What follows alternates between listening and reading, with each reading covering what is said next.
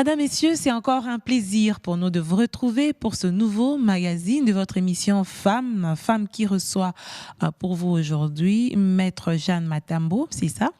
Elle est avocate au barreau du Haut-Katanga. Elle est également leader des jeunes en déplacement à Kinshasa. Elle a bien choisi de pouvoir s'adresser à la jeunesse congolaise et aux leaders, pourquoi pas aux décideurs à travers cette émission qui la reçoit aujourd'hui pour vous. Bienvenue encore à vous. Merci beaucoup, madame. Ça se passe bien votre séjour à Kinshasa, la capitale de la République démocratique du Congo? Oui, très bien. Il fait chaud à Kinshasa, mais bon, on tient. Ok, comme toujours, c'est cette chaleur en fait qui fait la particularité de cette ville. Je vous ai présenté comme étant leader des jeunes. Vous êtes d'abord femme, avant tout. Oui. Êtes-vous fière de votre nature d'être femme, en même temps avocate? Oui, je le dis d'emblée oui, parce que je ne me vois pas dans une autre peau que celle d'être une femme. Il y a tellement de privilèges d'être une femme, et pour moi, c'est tout simplement une bénédiction. C'est une bénédiction que d'être une femme. Exactement. Vous ne regrettez de rien. Dans votre posture d'avocate, vous êtes avocate au barreau du Haut-Katanga. C'est quand même un long parcours. Comment vous en êtes arrivée là? D'abord, c'est un rêve de jeune fille, hein, un rêve d'enfant.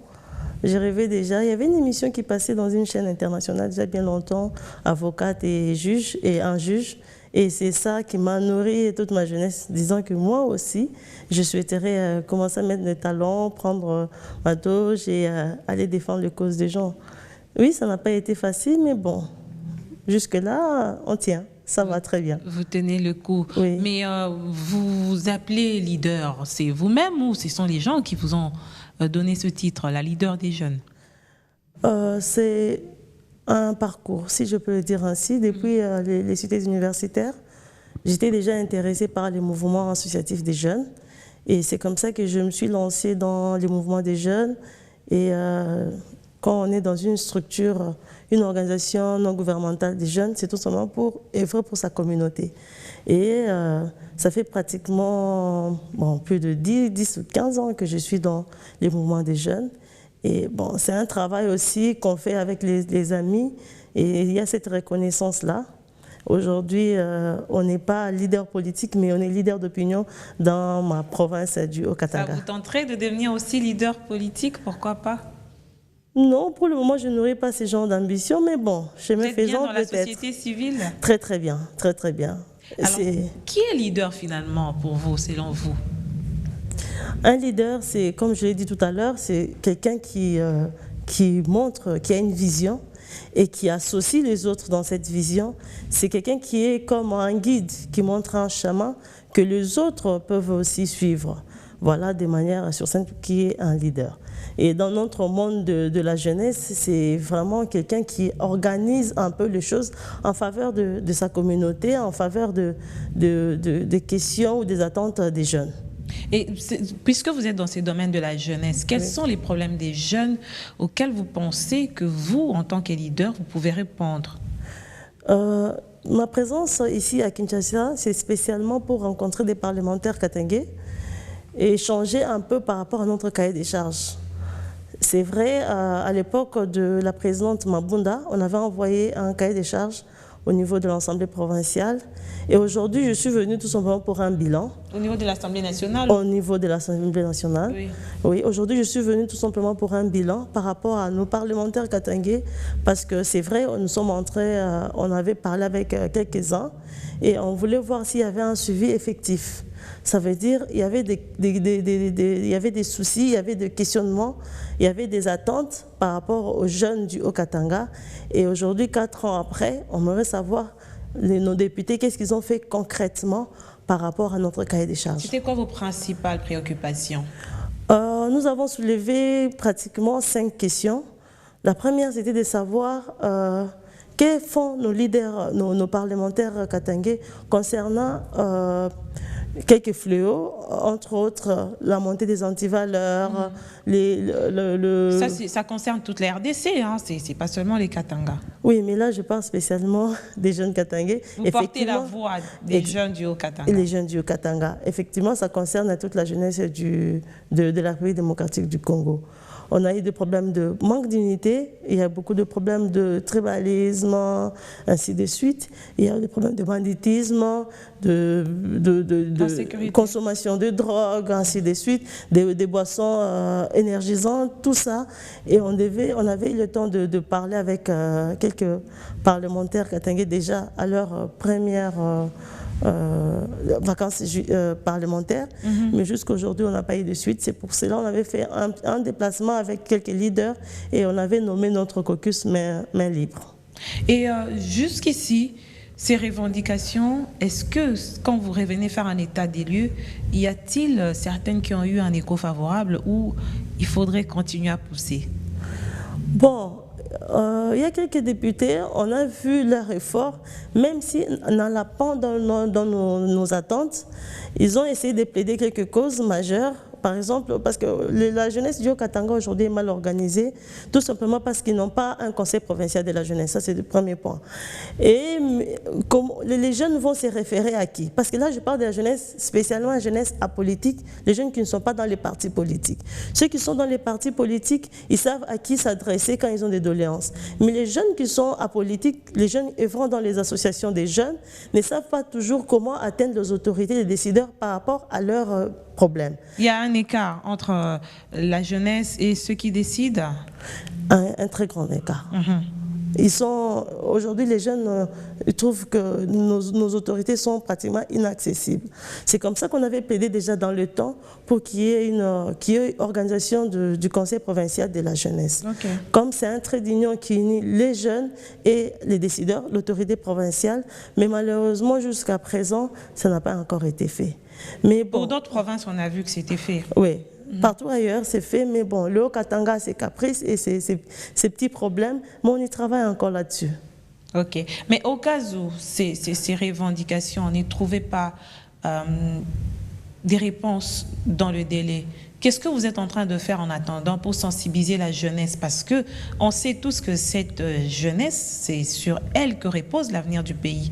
Oui. Si les décideurs n'y font rien, qu'est-ce que vous faites en tant que société civile? Et je vous avoue aussi que notre démarche, c'est aussi pour éveiller la conscience des jeunes. Nous ne faisons pas d'organiser des conférences, des ateliers, ainsi de suite. Les jeunes aujourd'hui sont incapables de défendre leurs droits au moment où ils ont des droits qui sont reconnus. Alors, nous éveillons la conscience. Par ignorance? Non, ce n'est pas par ignorance. Tout simplement. C'est quoi? C'est par naïveté? Non, c'est une situation que notre pays a mis la jeunesse de manière générale dans une pauvreté, dans une précarité extrême. Il y a un déséquilibre socio-économique et les jeunes aujourd'hui se trouvent manipulés, traînés de gauche à droite pour les intérêts, par exemple, des politiciens vers eux. Voilà. Alors nous sommes là. On approche, c'est l'année électorale déjà. Il faudrait chercher à étouffer cette hémorragie-là. Exactement. Le pourquoi nous sommes venus parler avec les parlementaires, parce que l'année 2023, ils vont revenir vers nous.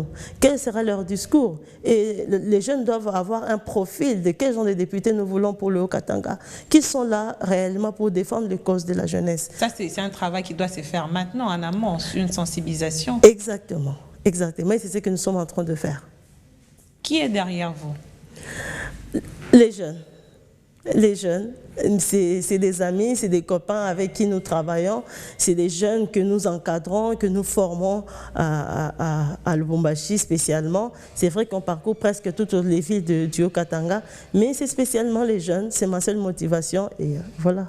On parle toujours de ce renouvellement de la classe politique, il faut rajeunir la classe politique. Oui. Est-ce que vous pensez que si aujourd'hui la RDC prend en compte la jeunesse, par exemple dans les milieux des décisions, les choses vont changer? Les choses peuvent changer qu'avec des jeunes conscients. Parce qu'il y a un système qui est déjà établi.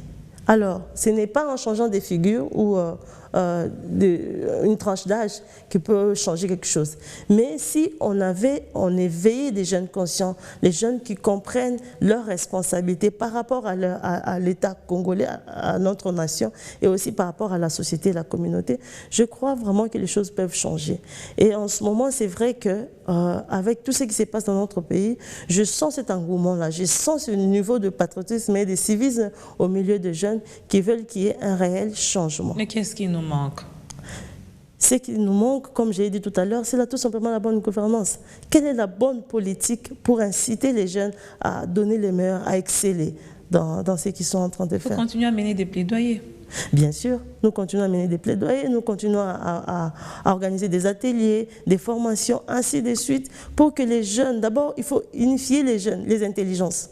Il faut unifier les intelligences pour essayer de produire quelque chose qui va impacter réellement notre société. En parlant justement du Haut-Katanga, on a vu qu'il y a eu de fortes fissures entre certains jeunes, dû évidemment à des conflits des vieux qui ont eu à impacter sérieusement sur la jeunesse avec cet esprit de tribalisme. Il y a eu beaucoup de divisions. Est-ce que ne pensez-vous pas que la manière dont la politique est en train de mener tue l'avenir de ce pays en même temps, qui est la jeunesse? La responsabilité incombe à qui? À la jeunesse elle-même ou aux politiciens? L'idée sur le découpage, c'est une très bonne idée. Nous avons tous applaudi le découpage. Mais il n'y a pas eu de préparation par rapport au découpage. Je donne l'exemple de la province du Haut-Katanga. La province du Haut-Katanga existe il n'y a que 4 ans. Donc il y a des Haut-Katangais, il n'y a que 4 ans. Aujourd'hui, c'est difficile.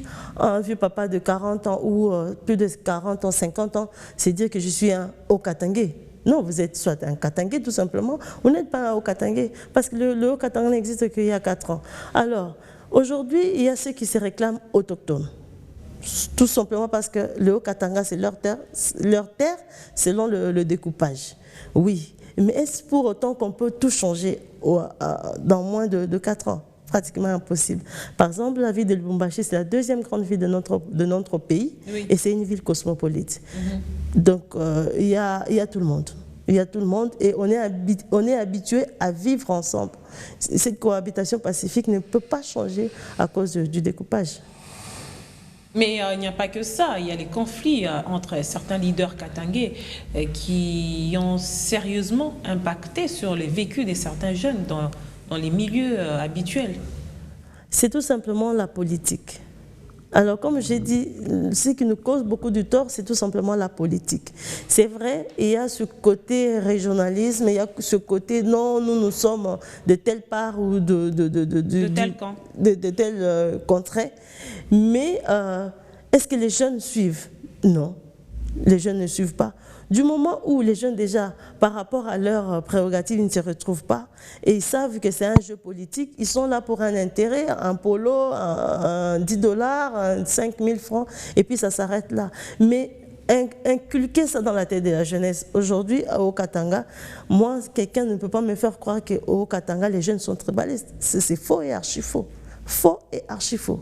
Ah bon? Mais il y a le jeu politique qui divise les communautés. Ok. Oui. C'est juste les jeux politiques. C'est tout simplement les jeux politiques. Mais quel remède vous proposez aujourd'hui pour que l'avenir soit apaisé? Est-ce qu'on a raté pour cette génération qui est la nôtre et la vôtre? Est-ce qu'on a raté? Non, c'est difficile de dire qu'on a raté parce que bon, s'il y a des jeunes femmes et des jeunes hommes qui s'élèvent pour hausser la voix, parler de ces choses, ça veut dire qu'il y a quelque part des bons fruits. Je ne pense pas qu'on a raté, mais c'est vrai qu'on peut mieux préparer l'avenir et l'avenir de nos enfants, éviter ce genre de problèmes, tout ce qui vient pour apporter la division, tous les problèmes que nous connaissons, surtout les grands fléaux que la jeunesse est victime aujourd'hui. En fait, le plus grand problème aussi, selon certaines personnes, c'est qu'on n'enseigne pas, on n'inculque pas à la population que les divergences politiques devraient s'arrêter sur le terrain politique. Ce ne sont que des convictions politiques qui ne devraient pas se répercuter dans le social. Vous êtes d'avis avec ceux qui pensent comme ça? Tout à fait. Alors, c'est comme je l'ai dit d'emblée, Les députés ou les politiques, quand ils sont dans leur base, ils doivent changer de discours. Nous ne voulons plus les mêmes discours. Un discours mensonger rempli de promesses utopiques. Un discours de division, de séparation, d'incitation à la haine. incitation à la haine, ce genre de discours. C'est pour cela que nous sommes là aussi, pour échanger avec nos parlementaires. Mais 2023 approche. Quel sera votre discours? Et aussi, du côté de la jeunesse, quel est le bon profil d'un bon député? À qui nous donnons mandat? Qui va parler à notre place? Et même les autorités au niveau local, au niveau provincial. Il y a un grand travail à faire là-dessus aussi. Mais heureusement d'ailleurs au Katanga, c'est vrai, notre gouvernement provincial ressemble beaucoup plus à la ville de Lumbashi. On retrouve presque toutes les tribus. Il y a un équilibre selon vous? Oui, il y a l'équilibre. Il y a l'équilibre, bien que nous dénonçons aussi le pouvoir politique qu'a aujourd'hui les associations socioculturelles, qui influencent sérieusement la politique provinciale. Ça, cette dénonciation, nous l'avons commencé il y a déjà plus de 3 ans.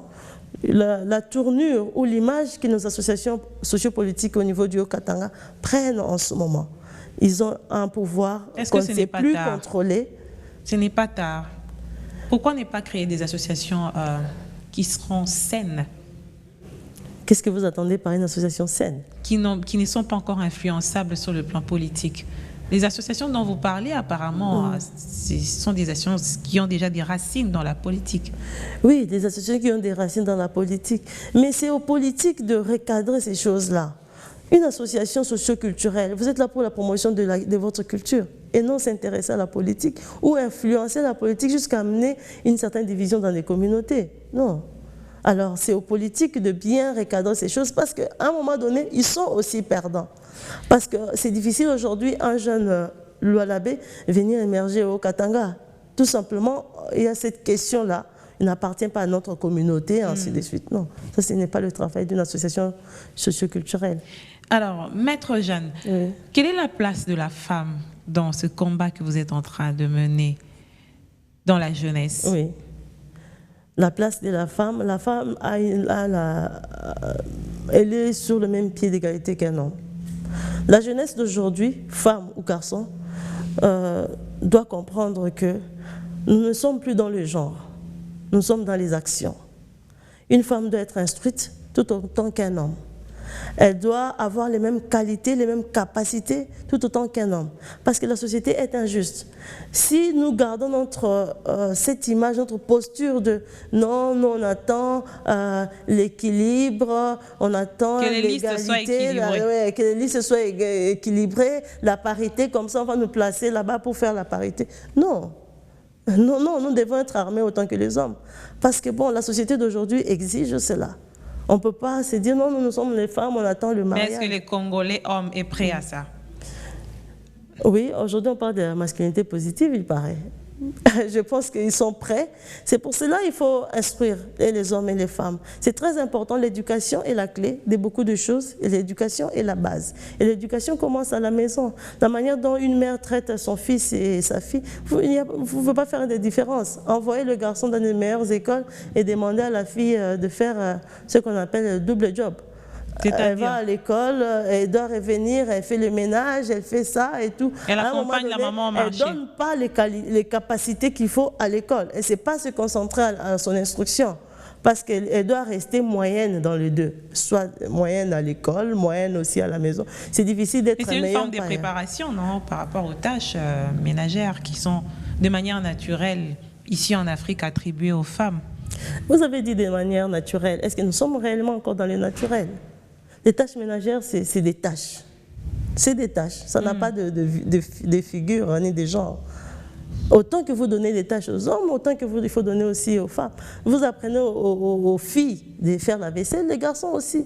Parce que quand vous envoyez vos enfants à l'extérieur, il ne faut pas accompagner des bonnes. Hein. Ils apprennent même à être propres, à vivre dans un milieu, à vivre dans un milieu sain, et ainsi de suite. Donc les départs, déjà, parfois, c'est ce qui biaise un peu. Exactement. Exactement. la manière de voir la femme dans la société congolaise. Exactement. Le travail doit commencer déjà dans les maisons, dans le foyer. Nous déjà en tant que femmes, aujourd'hui, et heureusement il y a un grand nombre de femmes intellectuelles, c'est nous pouvons déjà donner, pousser ce clavier-là, donc que les enfants comprennent que nous sommes dans une société où on parle d'égalité, que ce soit à la maison, partout ailleurs. Et les hommes et les femmes ont les mêmes droits. Il faut bien se tenir, s'il faut bien se tenir, et les hommes et les femmes doivent bien se tenir, en société comme à la maison. Malheureusement, il y a des femmes qui sont instruites, mais qui ne savent toujours pas hisser le niveau de la fille, de la jeune fille dans la maison. Malheureusement. Mais si nous ne parlons pas de ça à la télévision, si nous ne sensibilisons pas les femmes dans ce sens, c'est difficile. Mais au moins, si nous continuons à mobiliser, à sensibiliser les femmes dans ce sens, même des jeunes filles, quand on organise des ateliers des jeunes filles sur l'autonomisation, ainsi de suite, ce message-là, elles apportent ça même dans leur famille. Alors pour nous, c'est ça même, nous sommes en train de gagner cette bataille. Voilà. On a presque fini cette émission. C'était un plaisir pour nous de vous recevoir. Quel est le message que l'on peut retenir sur votre passage dans cet entretien? D'abord, je tiens à vous remercier, Madame Feza, pour cette invitation. Merci. Je remercie aussi Biwan de m'avoir accueilli ici.